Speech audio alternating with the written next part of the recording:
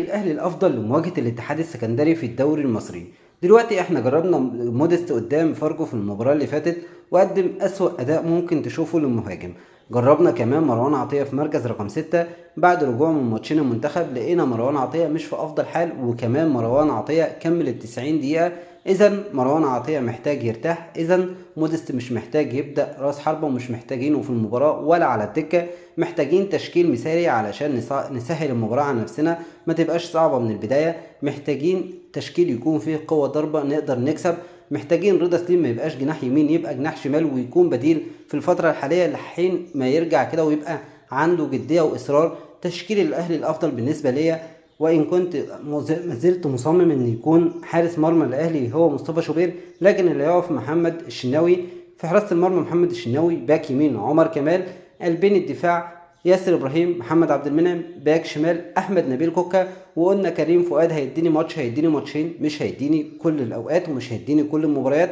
اذا محتاج باك شمال برجله الشمال، وبفضل احمد نبيل كوكا. في مركز رقم 6 لازم اكرم توفيق ياخد في المكان ده، بيقدر يقدم فيه اضافه وبيقدر يقدم قوه ضربه سواء في قطع الكرات سواء في بناء الهجمه، فاكرم توفيق مميز في المكان ده. كمان في مركز رقم 8 ناحيه اليمين ديانج بيقدم مستوى جيد بعد رجوعه من الإصابة ولعب مع منتخب مالي. ديانج قادر إن هو يلعب ويكون أساسي مع الأهلي الفترة الحالية علشان يجهز، لأن هنحتاج ديانج كتير جدا.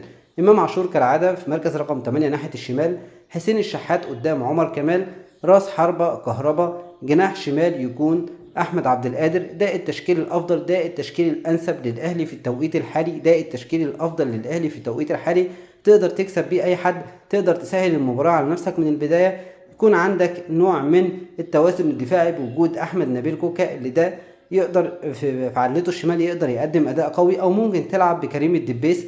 وكمان تقدر يكون عندك مفتاح لعب من الناحية اليمين حسين الشحات مع عمر كمال عبد الواحد. ديانج محتاج يجهز، امام تلعب بيه شوط وتخرجه. كمان اكرم توفيق على حساب مروان عطية اللي محتاج يرتاح. ده التشكيل الافضل. موديست للمره المليون ما يكونش داخل الملعب ولا على الدكه، مش عايزين نشوف موديست في الاهلي. موديست ما يكونش هو راس حربة الاهلي الاساسي في ظل غياب وسام ابو علي. لازم يكون كهربا هو رقم 1 بعد وسام. اشوفكم في فيديو جديد ان شاء الله.